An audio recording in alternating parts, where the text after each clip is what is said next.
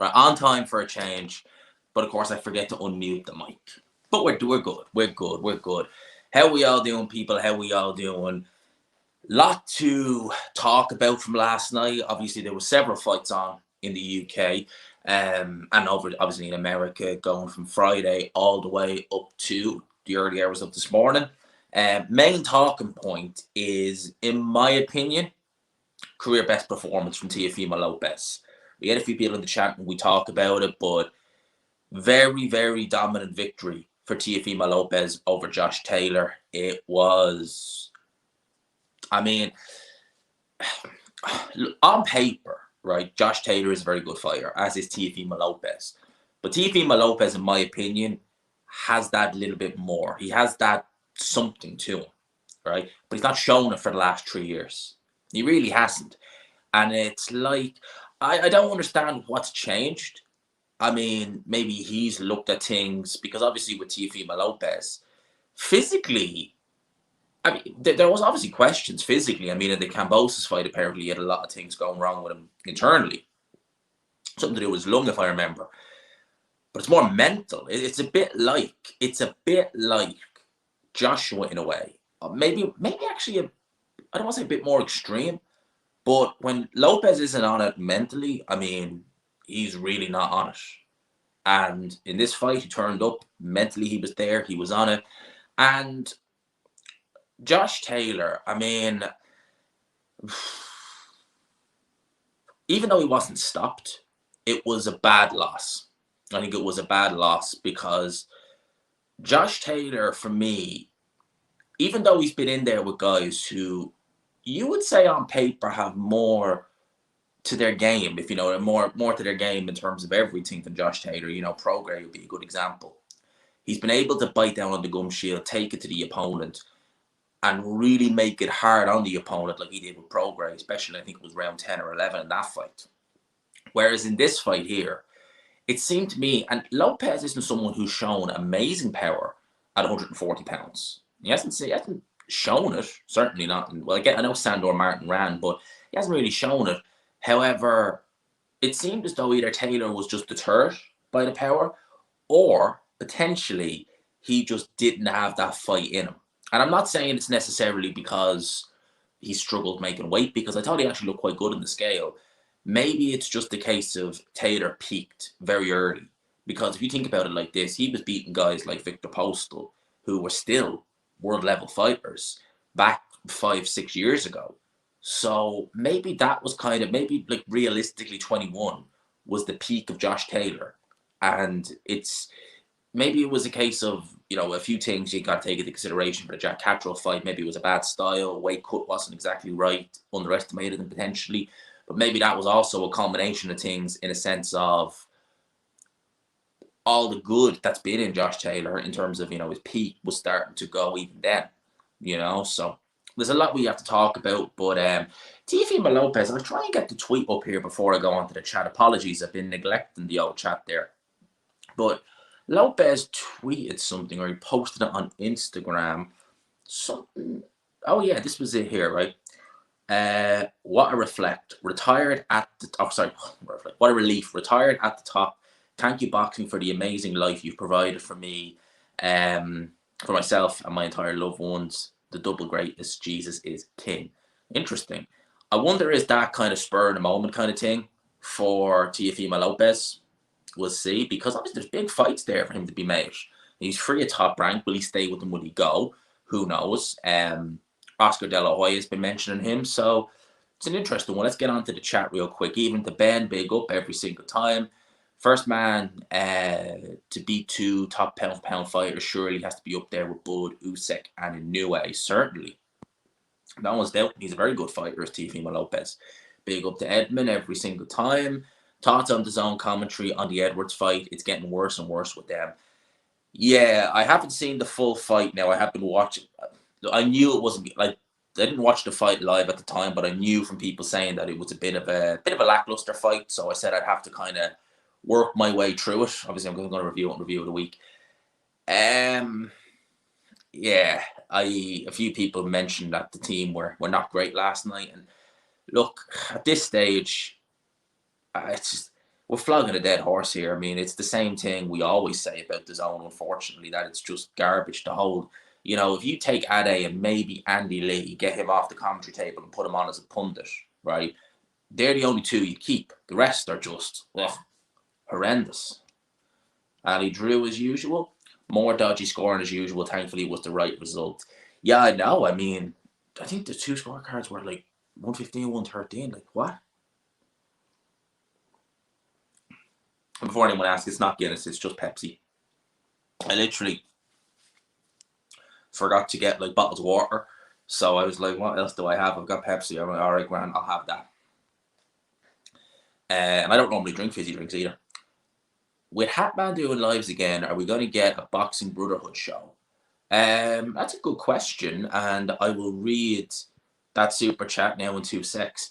That's actually a good question. You know, Hatman was actually over in Element only asking about that on Friday. So hopefully, you know, he's obviously got that live channel going now, which is good. So he'll obviously be doing some more lives over there.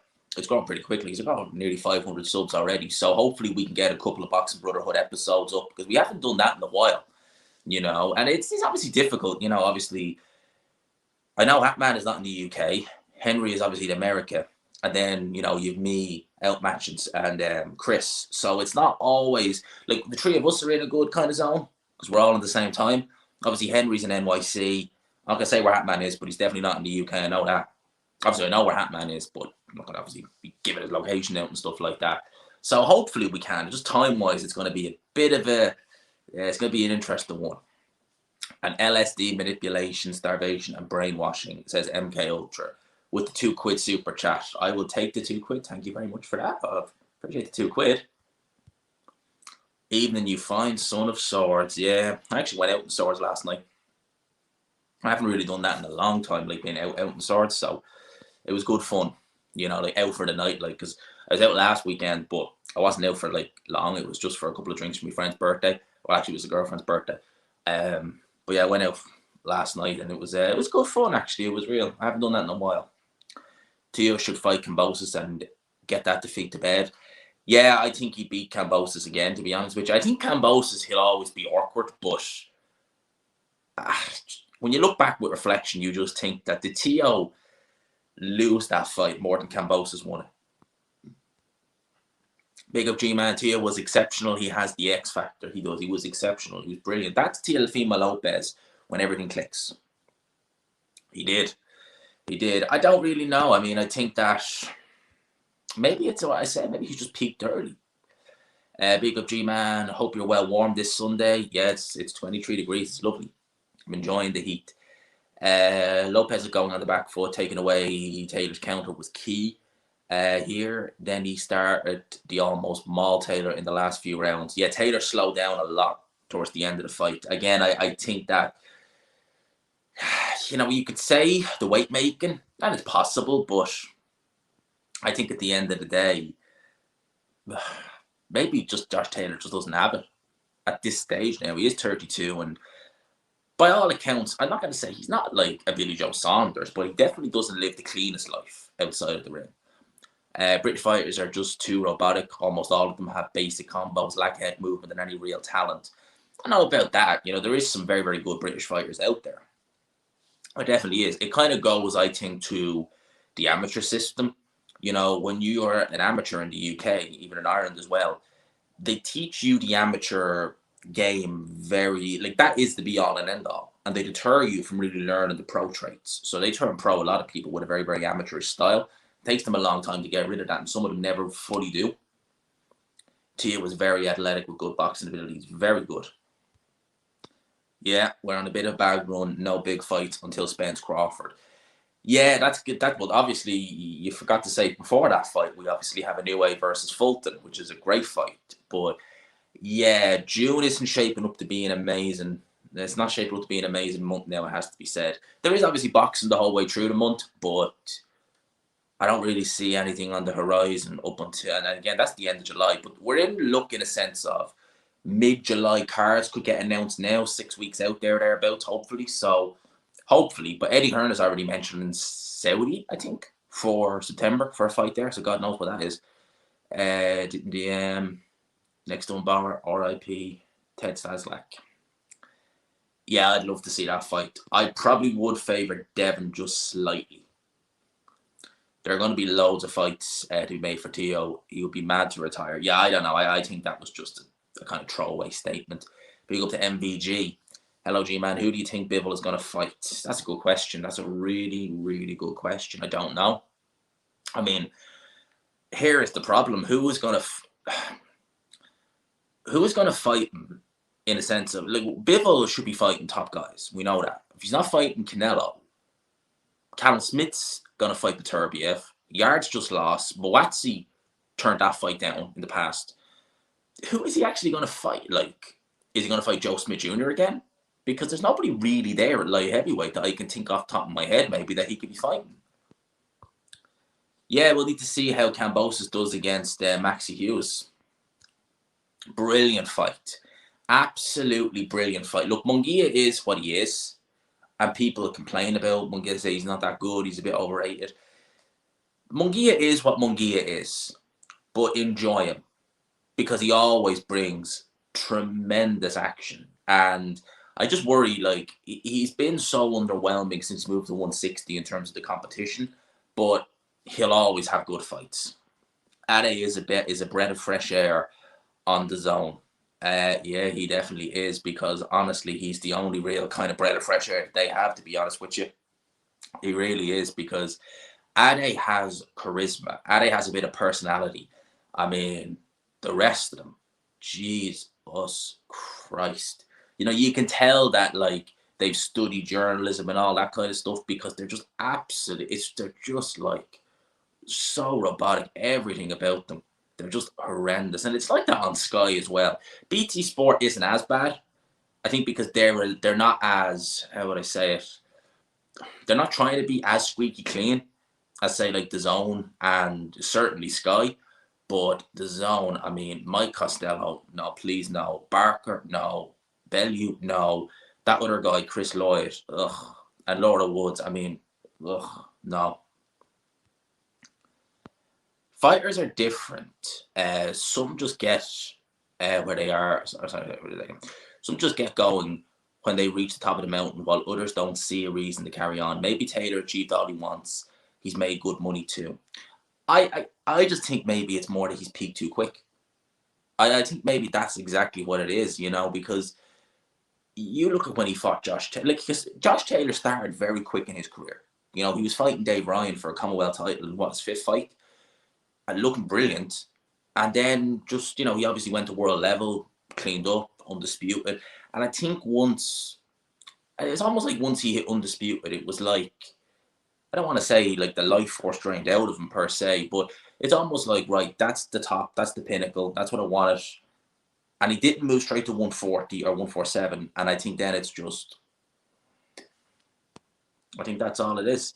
Salutations to Base. How are you, my man? I hope you had a good time away. I'm glad you're back. I was missing a couple of the vids there, mate. I'm glad you're back on, man. Hope you had a great time away. Hope you're keeping well as well, mate.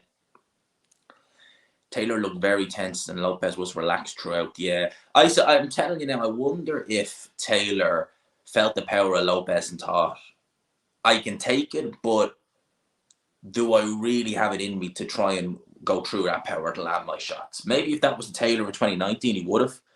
But I don't know about now. That's a good question, actually. I don't know what's happening with Anthony Yarde at the minute, to be honest with you. I really don't. The rumour was a couple of months ago Joe Smith Jr. was next, but we haven't heard anything since then. The hand speed difference was crazy, yeah. Sonny Edwards is good, but I think someone like Yonito Nakatani will KO him. Yeah, Nakatani's 115 now, so Edwards is still at 112. Him against Martinez is an interesting one, because Martinez hasn't looked great, and I would, that's a tricky one for me, because I'd kind of maybe edge Sonny slightly, but at the same time, I'm thinking Martinez is relentless. But I look at Martinez when he fought Andrew Selby, and that's a couple of years ago now, I think it was 2019. And that's a very interesting fight, because Andrew Selby got fast counted as well. But Andrew Selby was winning that fight. He was outboxing Martinez, and then he ended up ultimately getting stopped with a body shot. And I look at Andrew Selby like a poor man's Sonny Edwards. So if he's able to outbox you, and obviously Andrew Selby, safe to say, even when he was fighting, he wasn't living a particularly clean lifestyle at all, to say the least. So the fact that he was able to do that, I suspect that someone like Sonny Edwards could do it, and then the rest. And that's just what I'm thinking, but let's see. I'd like for the fight to get made. No, Nakatane is a different breed. He is really tremendous. He really is. You know, he could be a problem at 115 and at bantamweight when he moves up there. I really do. I really do. He is tremendously talented. Fair play to Teo with all the white noise in his life. To perform like that, very impressive. Yeah, I was impressed. The more I think about Teo, I just wonder, is he one of these fighters who, when his back's against the wall, that's when we get the best out of him? Hello, mate. Hope you're well. What do you think has gone wrong with Taylor? Because he's a pretty good resume. Yeah, I think it's just he's peaked. I think that's probably the only thing with Taylor. He's peaked. And, I think he's probably on the decline. I have to say now. That's what I think. Yeah, it was definitely the 117, 111 was spot on. Those, what'd you make of Sonny Edwards' matchroom debut? I haven't finished watching it. It was to be expected, to be honest with you. It was to be expected. I expect him to win on points. It's going to be interesting to see what they do with him. If they do Edwards versus Bam, I've got Bam in that fight, definitely, 100%. And I'd say they probably will try and do that. But I've got Bam Rodriguez winning that fight. Taylor said he felt perfect this camp. So with that in mind, what do you think he goes, Catrell? I'd say he'll go 147. And maybe that's a bit of karma for not going through with the Jack Catrell rematch. I guess the inactivity didn't help as well, but I think he should have at least given Catrell the decency of a rematch. I think he would have beaten Catrell as well in the rematch, but I think he should have just given him the rematch. But and it was at the time, it would have actually probably done good numbers. It'd be a great fight, but never in a blue moon will it happen. Yeah, I doubt it's going to happen anytime soon. Can't believe the hate for Taylor. Second fastest to win all 4 belts in 18 fights, and he isn't a star, so hard to get fights. He fought the guy who beat Lomachenko, best CV in the UK. He absolutely has a great CV, and yeah, he doesn't get enough praise. He is a great fighter. He really is. He really, truly is. But for whatever reason, he's just not. The TV stations just don't. They're not going to put someone like Josh Taylor out there for the public. That sort of way. I'm hearing. I think it will be Badu Jack. That's what I'm hearing. Yeah, Bivol is high risk and low reward. Unless you're Beterbiev, why would you go anywhere near him? Yeah, that's what I think is going to happen. I liked Andre Ward. So I'm definitely going to have a look at that documentary when it comes out. Definitely. Yeah, barely any big fights. You got to feel with Derevchenko never gets a break on the cards. Yeah, I do. For what? Apologise for what? Enlighten me why I should be apologising to Lopez. Not to take anything away from Lopez, but I can't see him beating Prograis. Strikes me as boy versus man type fight. Yeah, styles make fights in that one. Prograis isn't that difficult to hit, though. Prograis isn't that difficult to hit. Who do you think Taylor would do? Or sorry, how do I think he'd do at 147? Even in his prime, not as well as he's done at 140. Even in his prime, I think that. Just have a quick read of that. I like the way it gives you the option to go in and out. Thanks, mate, for the super chat. I appreciate that. Teo dominated the second half of the fight so much that it looked like Taylor didn't even deserve to be in the same ring with him. The scorecards were terrible. Yeah, and I suspect that had a reason.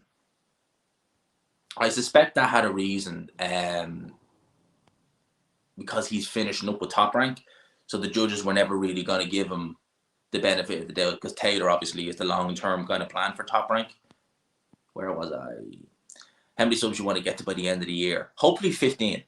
I'd love to get to 15. If we get to that, so be it. If we don't, I got the 10K, which is kind of the goal, and I'm already on 11 and a half, well, a little over 11 and a half.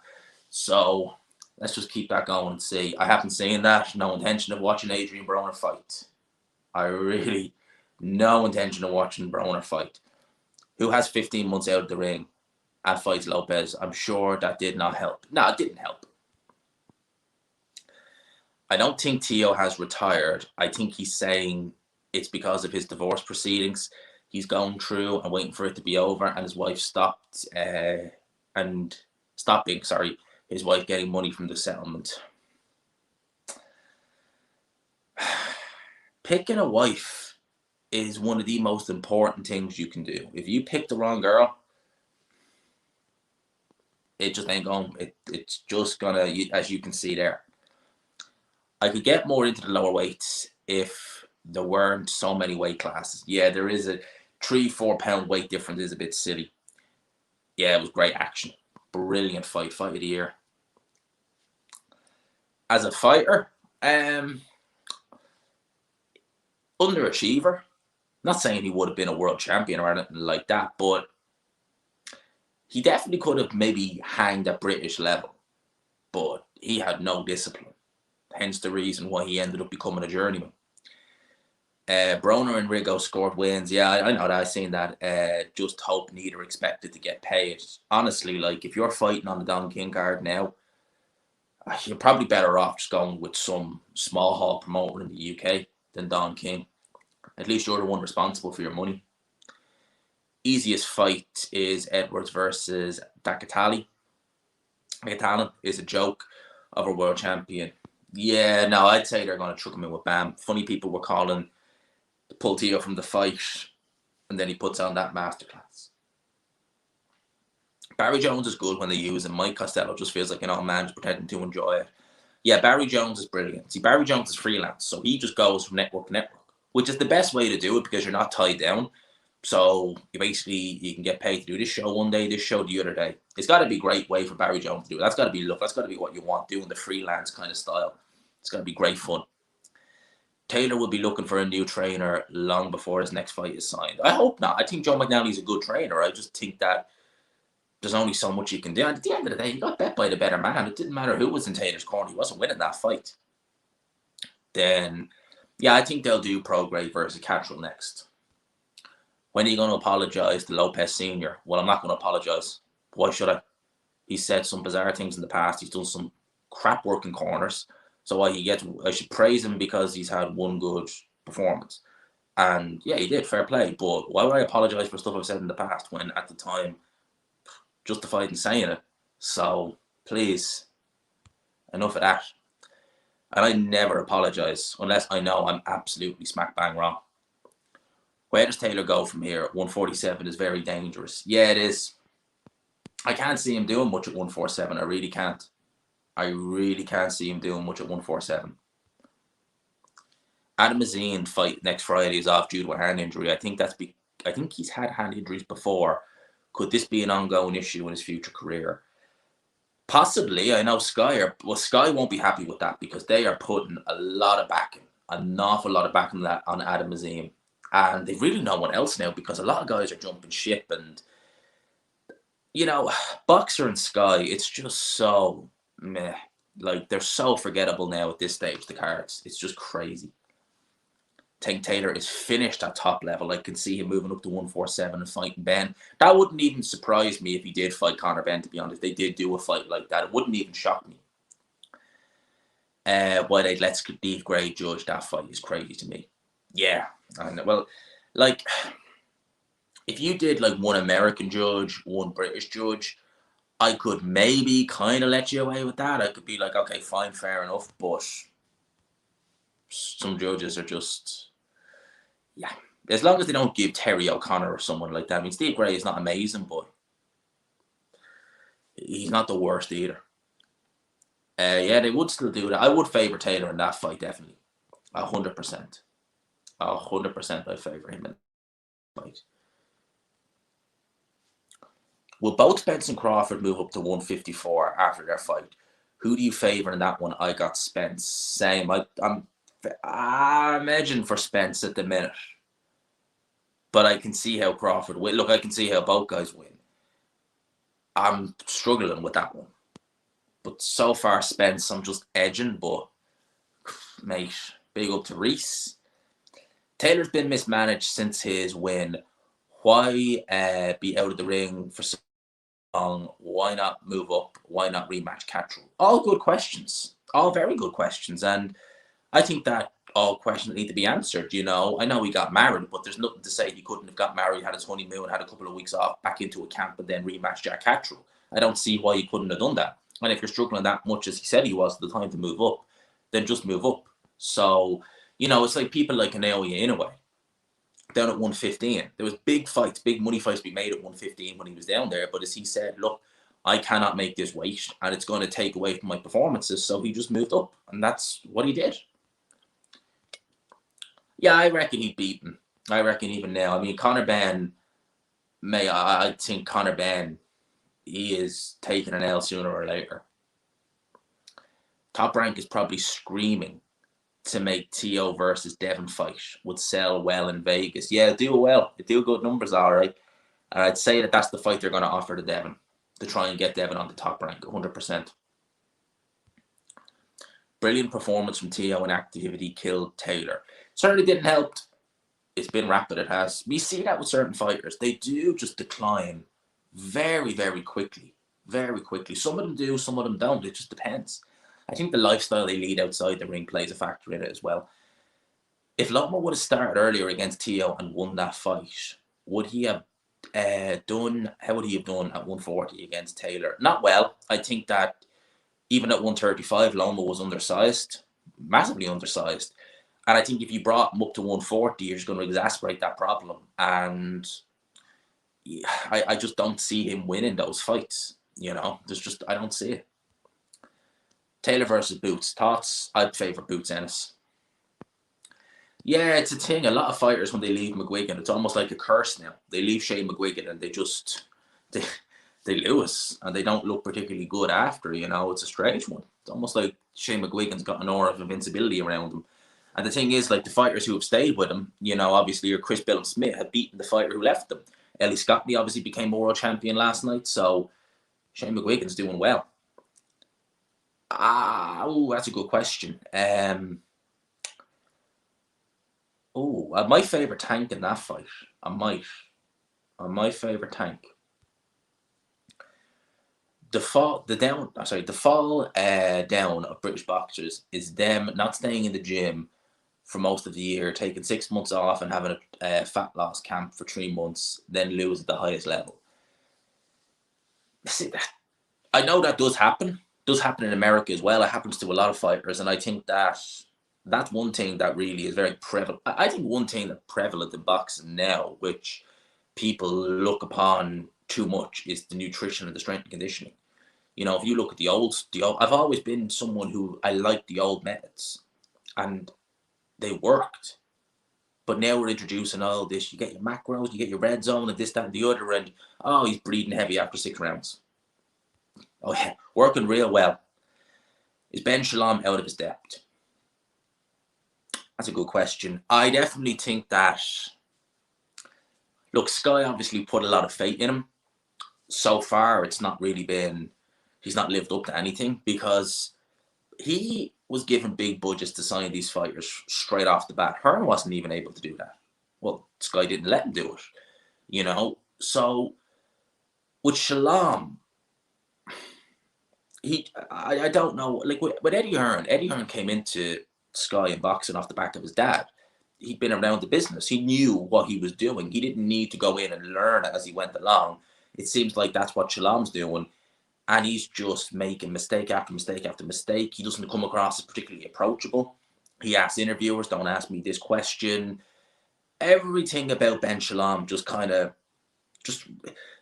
very corporate. Everything about him, there's something just very off about him. There's his character. There's something real off-putting about Shalom. And the fact that fighters literally, they join him, as in, like, look at Jack Catterall, he never even made his debut with them. Insane WBC aren't allowing. Yeah, I know. The WBC are a joke. Like, Sullivan is one of the biggest cretins in the sport of boxing. He really, truly is. And, I've often said I don't like virtue signaling, and I don't like it because, as far as I'm concerned, most of these people, like your Sullivans, they don't give a damn about what they're pushing. They don't give a damn about it. And what, for me, really grinds my gears about it is that you're using the suffering of others to make yourself seem like, you're an amazing person. He doesn't give a damn about that war that's going on. He doesn't care.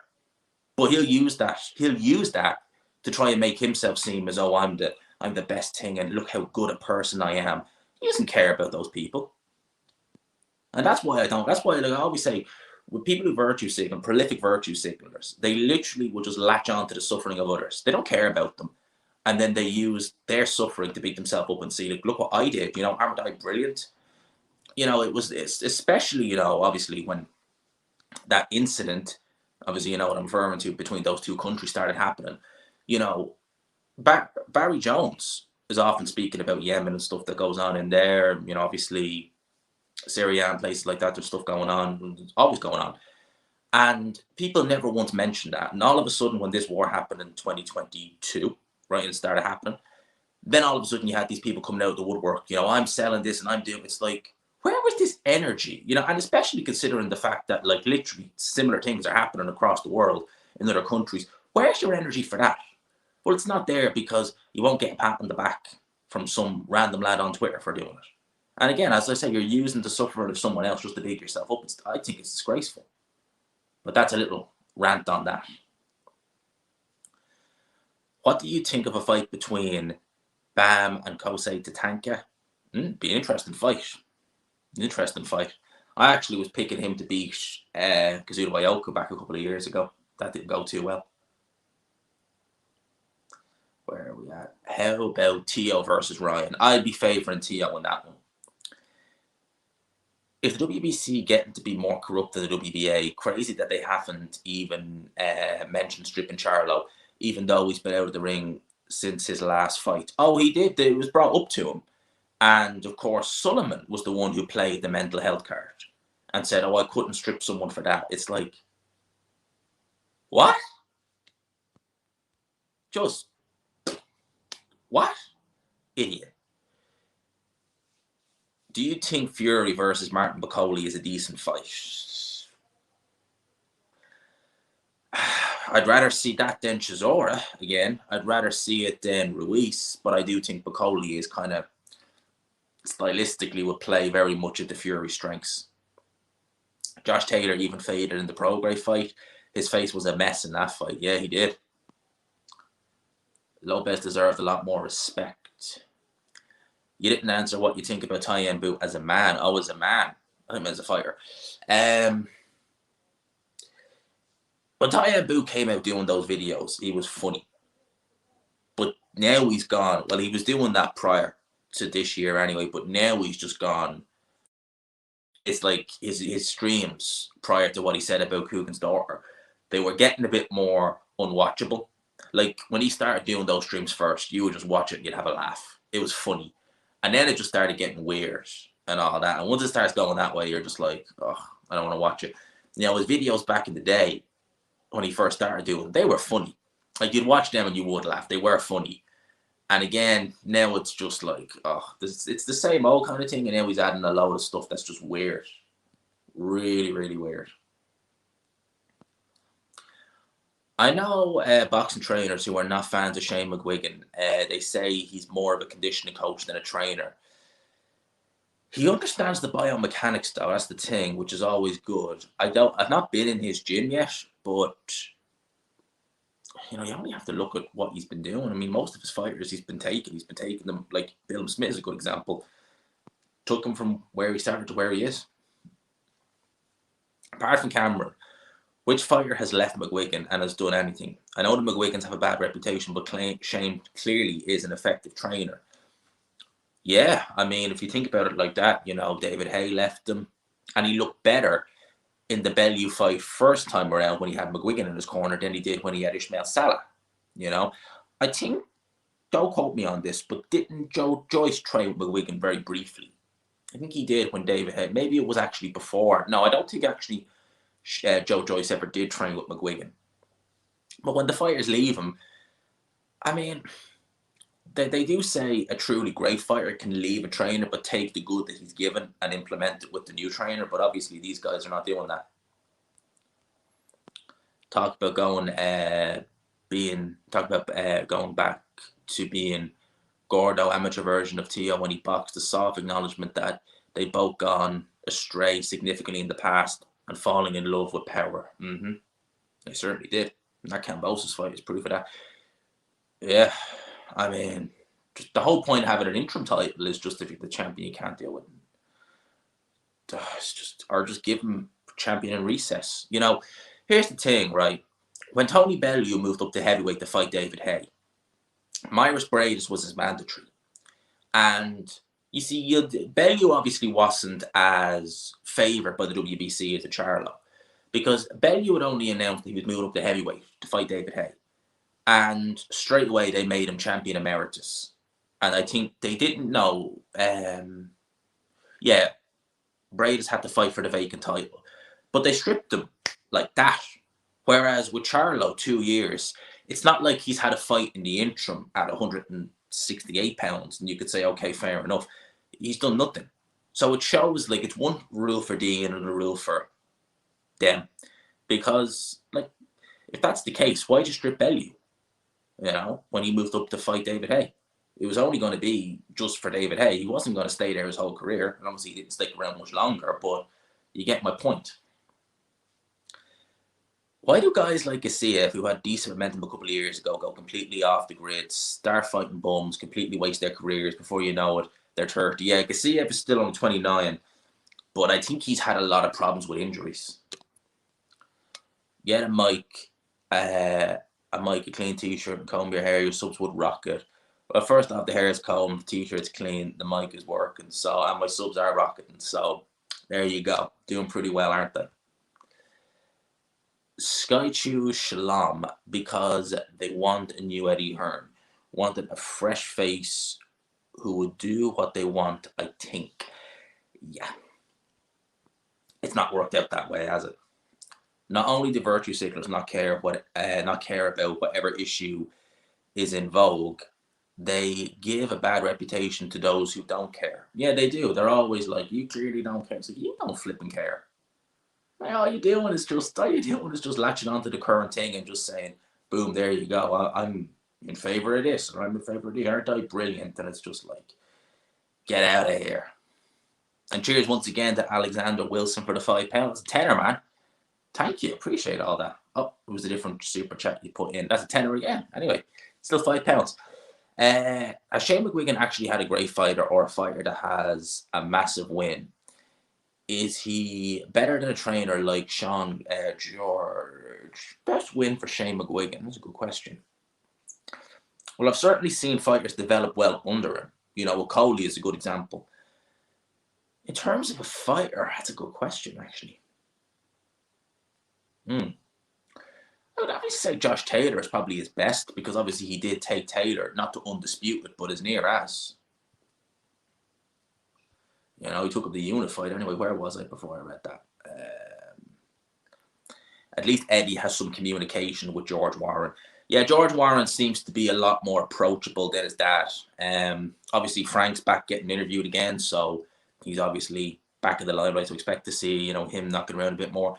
But George definitely seems to be more approachable than his dad. Maybe he just gets where his dad went wrong. I don't know, but yeah, I noticed Adam Smith still hasn't resurfaced. From what I've heard, he's gonzo. Like, he's gonzo. Like, Sky gone. And it does make me wonder, because think about it like this, right? Adam Smith was the head of boxing on Sky, but he wasn't primarily boxing, if you know what I mean. Like, later on in his career, he started doing a lot of darts, doing the commentary there. So for me, it's kind of like, right, why is he gone from darts? Why is he gone from darts? Because the darts end, that's not linked to boxing. So for me, it's just a case of, is he gone from Sky? Did he do something with the upper echelons of the guys at Sky, or what's going on? So it is a strange one, I'll admit that. It is a very, very strange one. Am I casual for believing that Fury is extremely overrated? He just looks clumsy, slow, technically average, but gets away with it because of his size and poor competition. Usyk will expose him. Well, first and foremost, I certainly don't think Fury is overrated. I think he is a tremendously talented fighter. Absolutely. Tyson Fury is so frustrating because he has that talent. He is so talented. You know, he has talent to burn that guy. And I do genuinely believe that if he fought Alexander Usyk, he'd probably win. Probably win. But for whatever reason, I think with Fury, at this stage in his career, he's cultivated a following. He's always been, I'm going to go and say, he's probably always been envious of the following Joshua got. And the way Joshua was portrayed as, you know, the British golden boy. And, you know, he's on all the shows and everyone's talking about Joshua. Now he's in that position. And I don't think he wants to let go of it. So and he obviously is, Fury is smart. He's intelligent. He obviously seen Joshua take an L against Andy Ruiz. And it was literally, there's momentum. There it is now. You know, all that's gone. Even when he got the title back, it's still not the same. And he's thinking, I don't want that. And if it happens, I want to make sure I am so financially compensated that I can probably just sail off into the sunset anyway. And I think with Usyk, Fury is a man who knows his own weaknesses. He knows his limitations. And I'm sure deep down he knows that Usyk stylistically is a problem for him. He knows that. He can give whatever bravado he wants and say, he's a middleweight, he's this, that, and the other. But Fury deep down knows that Alexander Usyk is dangerous. Peter Fury's even gone on and said it. Peter Fury knows his nephew well. He trained him for years. So Peter Fury knows a lot about what his nephew is. So for me, Fury's looking at this Usyk fight and thinking, I could beat this guy, but I can see how he beats me. And to lose to him rather than to lose to, we'll say, a Wilder or a Joshua, at least if I lost to a Joshua, it's for probably a lot more money. Well, maybe not as much money, but maybe it's because you could say, well, I lost to Joshua, we can run it back, we can do it again. Whereas with Usyk, it's different. You know, and I think, I guess, for all the bravado he gives it, saying, you know, he's only a middleweight, he's this, that, and the other, he's nothing. To lose to him after giving it all that, it's not going to look good. It's probably better off saying you lost to a bodybuilder rather than you lost to a middleweight. No one can say Fury would probably beat Usyk by the way Fury is avoiding him. All that money on the line, I think Fury knows he will get beat. I don't think it's that. I do genuinely think he is confident of victory. But as I said, he knows his limitations. And he knows that Alexander Usyk stylistically is going to play a problem for him. He knows that. And I think that's the main reason why we're not getting this. And I think he just wants to get a number that is so out there and so big that no one's going to cough it up. So for him, it's a win-win, because if no one coughs it up, he can just say, oh, they didn't want to pay me, or this, that, and the other. And then if they do pay him, he's like, okay, well, look, if I go and have this fight and I win, happy days. If I lose, I can set off into the sunset with an absolute rake of cash. He is. But two things you need to take into consideration. Fury is not much younger. Fury is only a year, thereabouts, older or younger. A little over a year older. So he's not much older. There's not much in the age difference. At heavyweight, if you haven't had a punishing career, you can go on a little bit longer, to be fair. So I'd say that's probably what he is doing. He's obviously probably looking to wait and see. And if you're Alexander Usyk and you're fighting Daniel Dubois, I would say have a look at him in the first round or two. Kind of see if he's dangerous and see what you can do.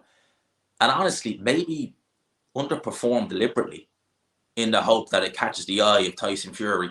A lot of people, now I don't buy into this narrative, by the way. Now this is about Fury and Usyk, but I don't buy into this. I think that this fight was legitimately competitive.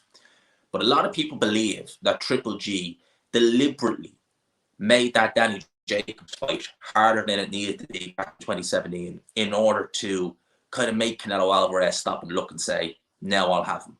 I don't believe that. I genuinely believe that I thought Danny Jacobs won that fight. I think Danny Jacobs was just stylistically wrong for Triple G. he was always going to have a hard time against Jacobs. And I thought he lost that fight. But do I think that there may be some people who do, not necessarily talk about that fight, who have done that or maybe would do it in order to kind of say, well, I want this fight. He's not going to fight me unless he thinks I'm looking bad, so I'll deliberately look bad. I'm sure maybe there are people who've done that. Where are we at? Did I watch the Champions League final? I did. Yeah, I was praying for Inter, but didn't work. City were the better team. They were the better team. I think Fury from the second Wilder fight would have done better against Usyk than the current Fury. Yeah, I agree. And you know, people like Babic who've said that they've been in camp with him and he's got injuries and stuff like that. And you know, Tyson Fury is someone who, now, according to Fury, he does this, right? Whether it's true or not, I don't know. And the reason why I say whether it's true or not is because Fury claims to do a lot of road work. If you're 6'9", I'd be advising against Inter. Sorry, someone said Inter. I'd be advising against. I was reading the comment when that thing came up there. I'll go back onto the other one now in a second. That's why I said Inter. But I'd be advising against doing a lot of road work if you're 6'9" because of the impact that's on your knees. So if he is doing a lot of road work, I mean that's gonna add miles to the clock. Praying for Inter. Are you a fan of United or Liverpool? United. At least we got one cup. At least got the League Cup this year. It's something. You told me at the start of the season, especially after Brentford, especially after that game, holy shit. If you had told me that we'd have top 3 and we'd get a cup, I'd be like, yeah, I'll take that. I really will take that. But City doing the treble, I mean, man. Hey, look, they were the best. Look, they're the best team in the league this season. They were. Arsenal choked. And I mean, that was a bad choke as well. And, you know, it's even worse because City's away form this season was not great.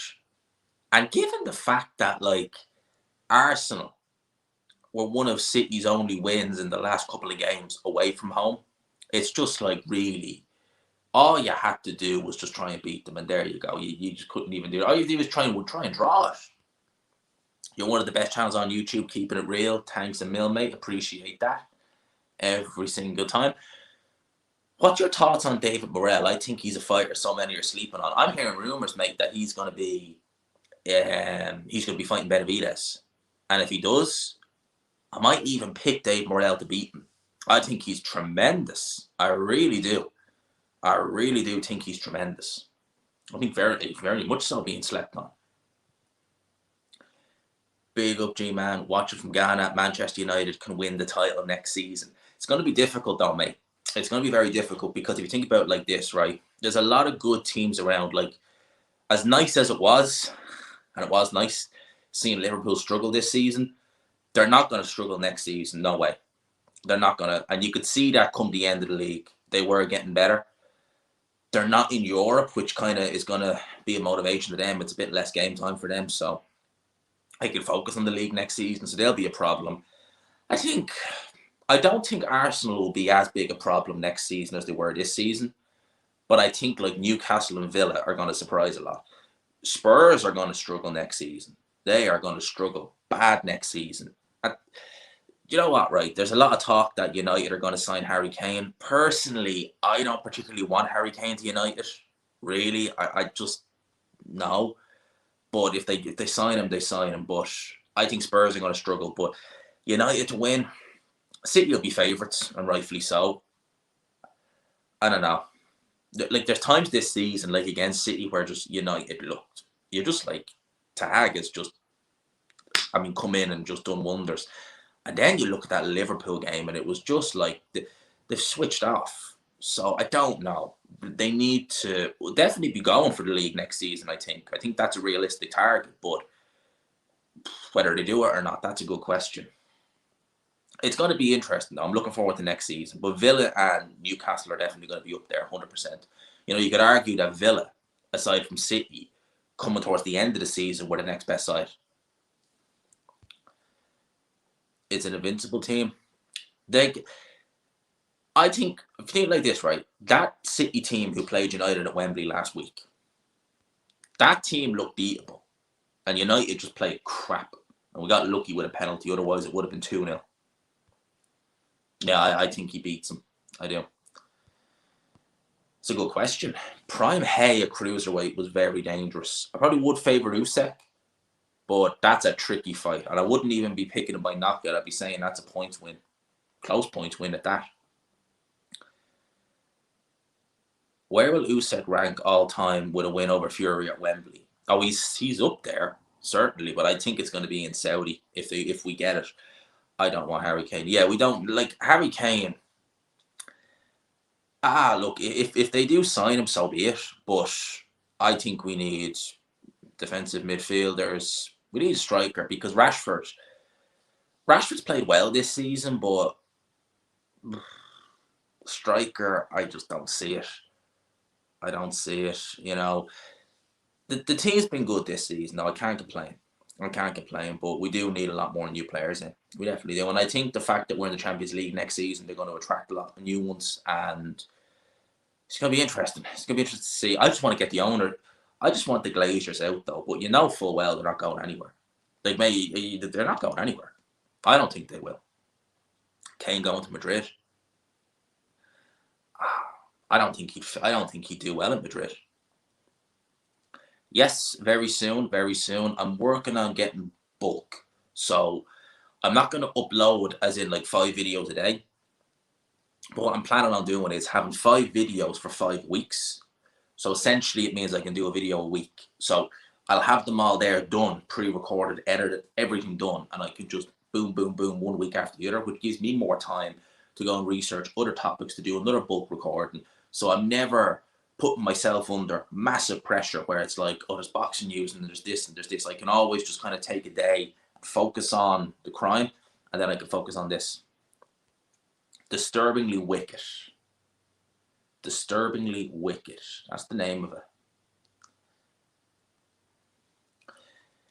So, Man City away and home from is day and night. Yeah. That's a key advantage. The top American Mexican fighters have over European fighters. 90% of it happens in the US, so Euro boxers have to fight away from home. Well, the big fights and the big money is in America for the most part. Well, it's in Saudi now, actually, to be fair, which would favour more so the European fighters because there's not much difference. And obviously, it is different, but it's not crazy amount different to over here. So, people, we've just gone over the 50-minute mark of 136 in the building. And I haven't even asked once for a like. Imagine that. How good am I? Didn't even ask once for a like. So 133 in the building and only 59 likes. If you could smash the like button, help your boy out, I'd appreciate that. But what I'm going to do is I'm going to call that here. I tell you why, because I want to get recording my review of the week for tomorrow morning. I'm going to upload that first thing tomorrow morning. And I've got a busy week ahead of me as well. So I'm going to leave it there. Hope y'all enjoyed it. And I wish I could talk. The football talk had started earlier because I'm enjoying the talking about United. But I'm going to call it here. Shout out to everyone in the chat. Base, Joe, everyone who locked in. Thanks a mil, lads. I miss doing the Sunday lives. I have to say I do. When I thought, right, I've nothing on today, we'll get the live out of the way. So I'll leave it there. We might try and get another one during the week. But for now, I'll leave you with that. Smash the like button, people. Peace.